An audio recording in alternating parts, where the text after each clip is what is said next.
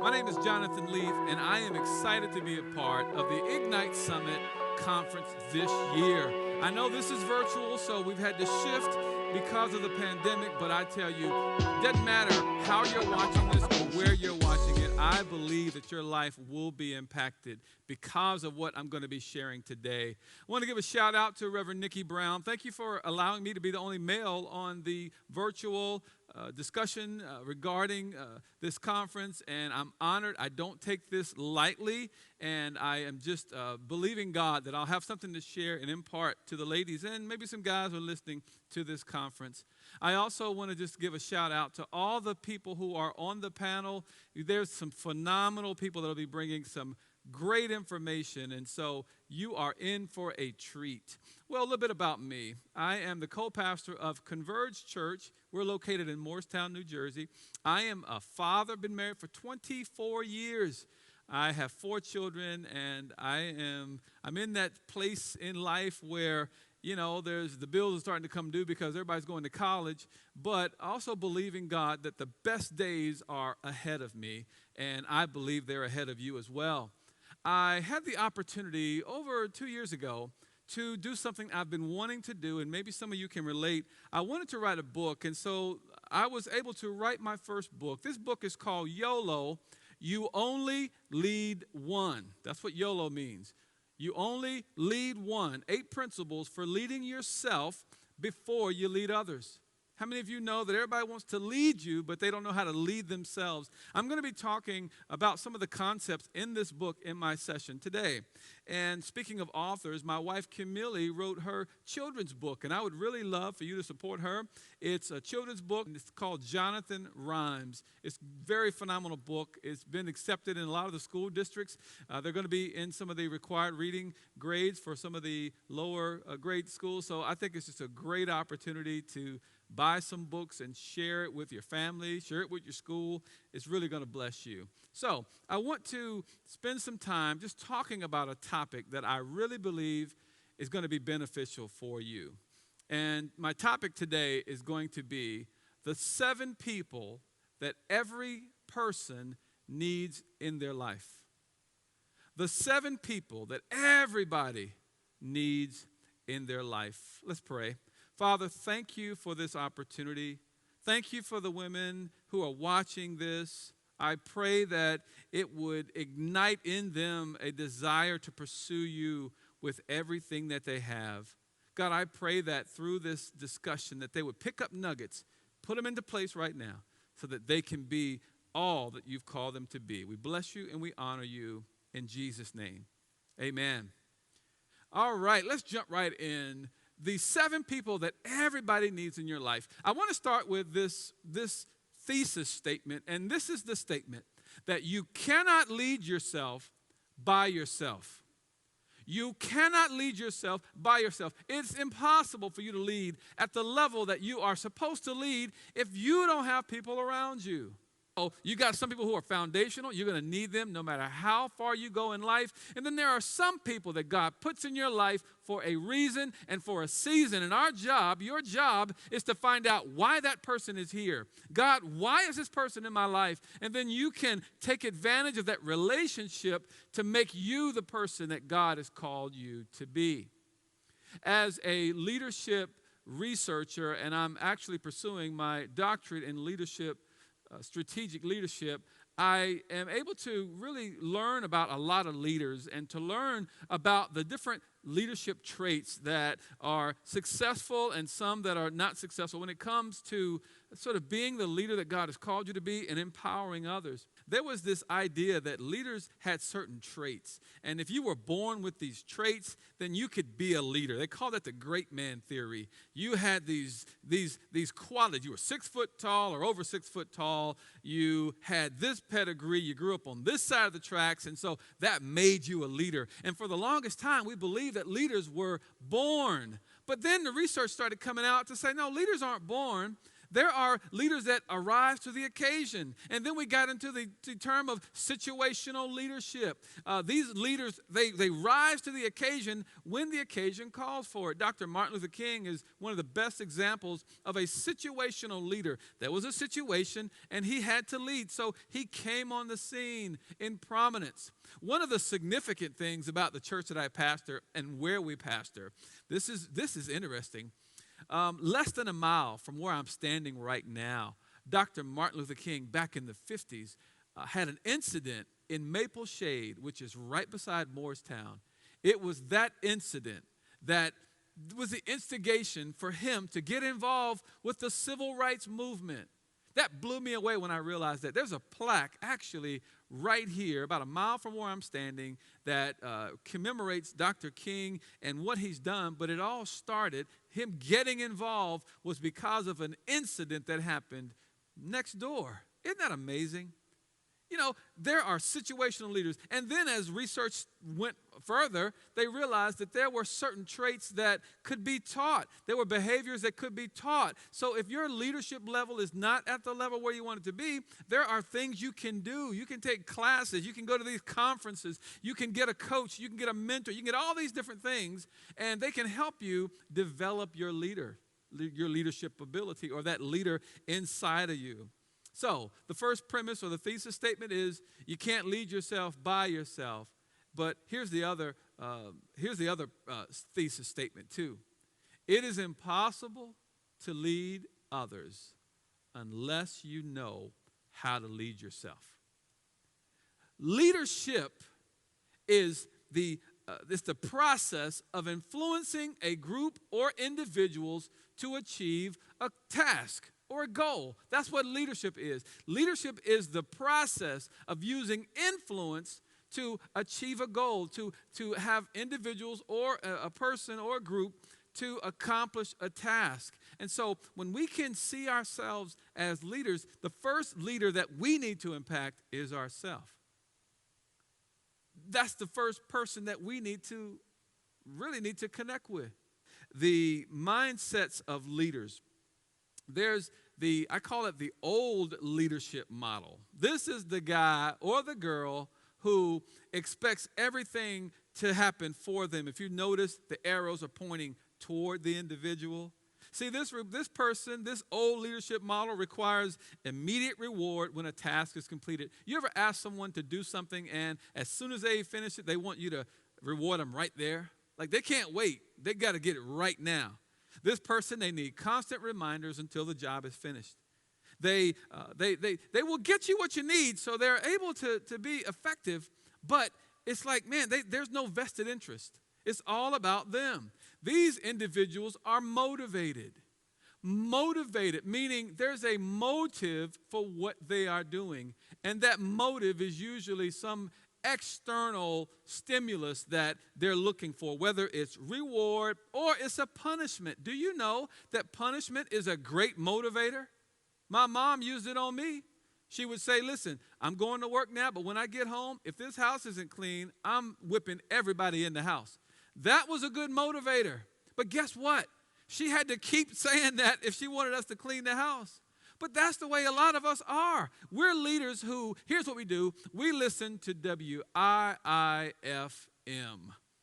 What's in it for me? That's the kind of leader that many of us are. But I'm going to tell you, there's another type of leader that's coming on the scene, and I believe that you are this type of person. I call this the YOLO leadership model, or the YOLO leader model. See, this person, they can wait for a reward. They're okay with waiting for a bigger payoff in the future as opposed to a smaller payoff now. They are willing to develop the people around them as they're accomplishing the task. They can see the bigger picture. They're goal focused, just like the old model. They're goal focused.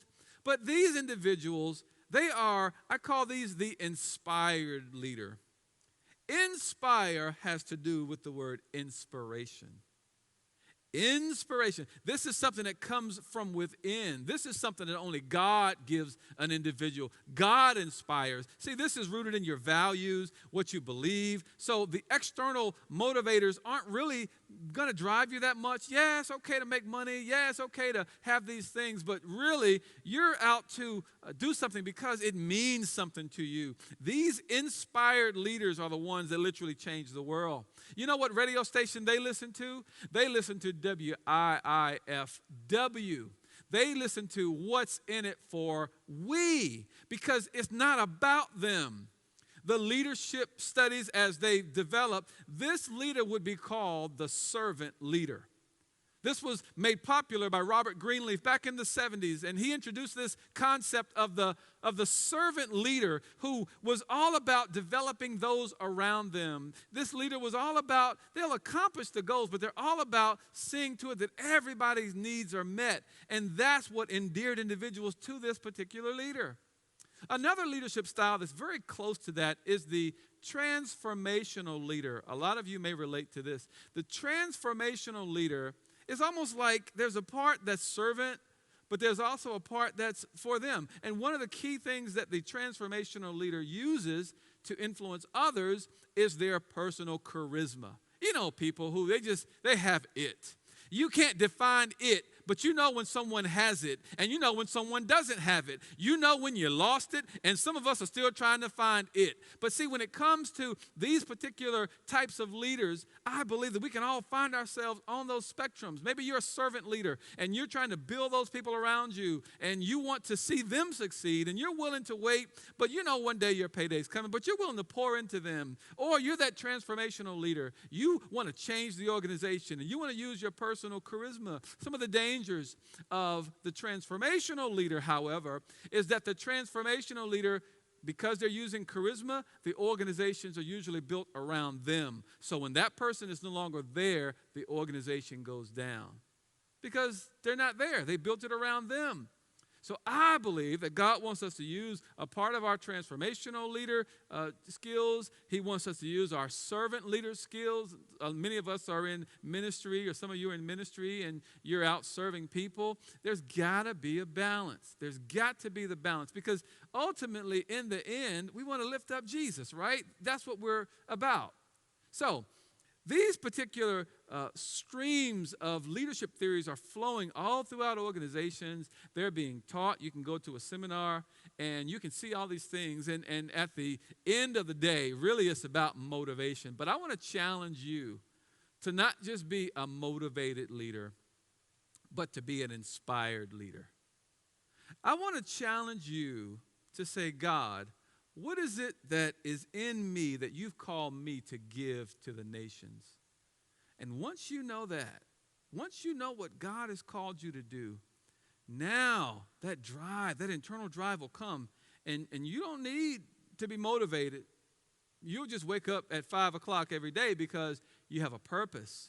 Dr. Miles Monroe, the late Dr. Miles Monroe, used to say this: when the purpose of a thing is not known, abuse is inevitable. When the purpose of a thing is not known, abnormal use is always going to be the outcome. So what you and I have to do is to find our purpose. You have to find our purpose. I look at it this way. There are 3 days that are the most important days in anybody's life. The first day is the day you were born. Because you're born, you're now on the scene. Now, hey, life has to happen. The second most important day, and some people may say this is the first one, is the day you were born again. And as a believer, as a preacher, I believe this is probably the most important day, because this is your day to enter into eternity. So you're living here on this life, but this life, once it's over, you're really going to start living. But there's another day that all of us really, while we're here on earth, we need to strive to achieve, and that is to discover why we were born. Discover our purpose.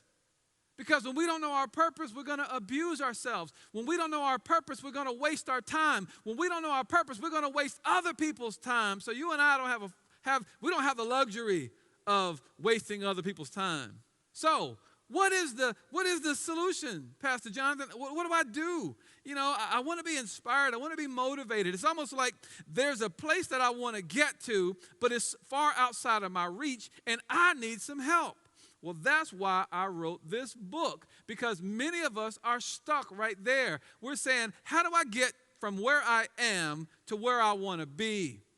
Whether it's to make more money, whether it's to start a business, whether it's to write a book, whether it's to get married, whether it's to lose weight, whether it's to get your emotions together, whatever it is. Maybe it's to rekindle relationships with your family members. Maybe it's to travel around the world, even in COVID. Yeah, I mean, I've traveled around the world in COVID.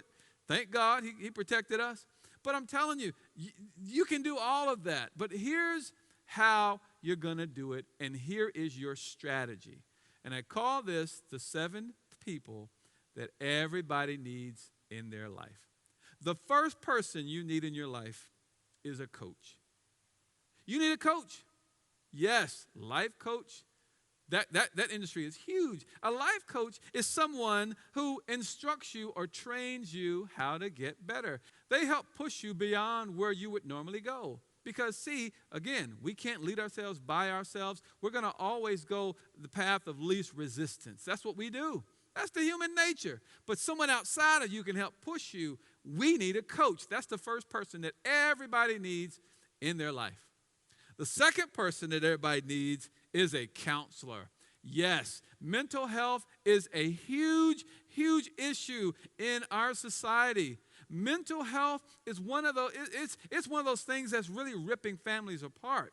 It's causing people to commit horrendous and atrocious acts. Mental health is pushing people who were otherwise normal, is pushing them to the brink. And I can understand it. This pandemic, during the pandemic, we've had more cases of mental health issues because we as individuals weren't meant to be isolated.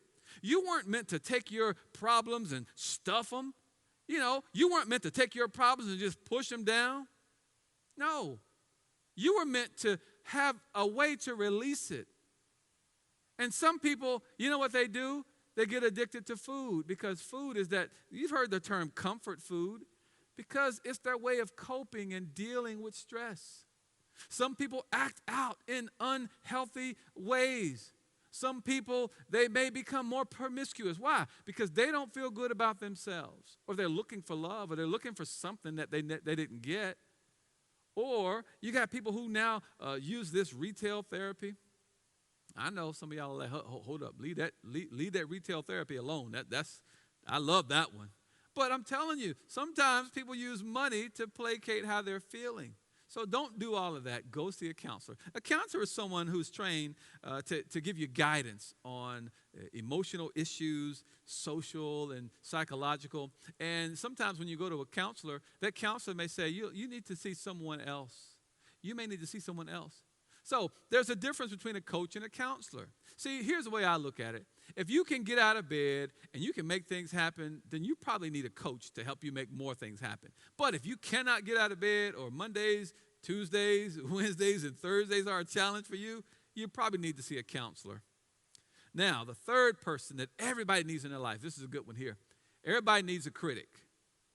Well, what do you mean everybody needs a critic? Yes, everybody needs a critic. You know, a critic is someone who points out those things in your life that could be better, but sometimes, we slack. See, remember, you can't lead yourself by yourself. You're going to go the path of least resistance, and so you're going to cut corners. I mean, look, maybe it's confession time for me, but there are times where I cut corners. But those people who are critical, they are looking at me, and maybe they come from a critical nature. Maybe their favorite pastime or their favorite thing to do is to point out your flaws, and their favorite drink is haterade. They sit around drinking haterade all day just waiting for you to show up. And here you are. You might be moving. You might be making some things happen, and here comes that critic. Here's what I've learned. There's a little bit of truth in everybody's criticism. Just a little bit. Now, it may be a minuscule amount. My parents used to say, eat the meat, spit out the bones.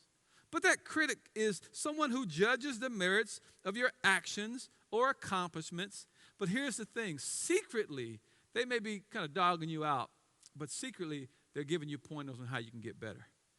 So, if you got critics, you might want to listen to some of them. Don't read all their mail, but sometimes those critics, they offer that resistance that all of us, we need. All right, the next person here, this is the fourth person, is everybody needs a challenger. A challenger. See, that challenger is the person that you're looking at. No, sometimes, you might not be trying to compete with them, but you're at least looking at what they're doing, and you're just like, man, oh, they got that? Oh, I can get that too. You know what that challenger does? That challenger makes you get up a little extra early. That challenger makes you work a little bit harder. That challenger says, look, I'm doing this thing, and they sometimes can motivate you. You need somebody that, you kind of, they looking at you in their rearview mirror, or you looking at their, the back of whatever they're doing, the back of their head, back of their car, back of their house, whatever it is. You look at the back of them, and you're like, man, if they can do it, I can do it. Everybody needs a challenger. A challenger is someone who engages in a contest or is against you or is your rival. Now, this challenger may never know who they are in your life, and I would suggest you keep it that way. Of the four that I've mentioned already, the critic and the challenger are the two that they may not even know that that's who they are in your life. Maybe you just label them. Maybe you note them on your phone when they call, oh, this is my critic. So I'm saying, some of these people, you don't have to let them know who they are, but you need them in your life. Now, fifth person. Now, this is a very important one. Everybody needs a confidant.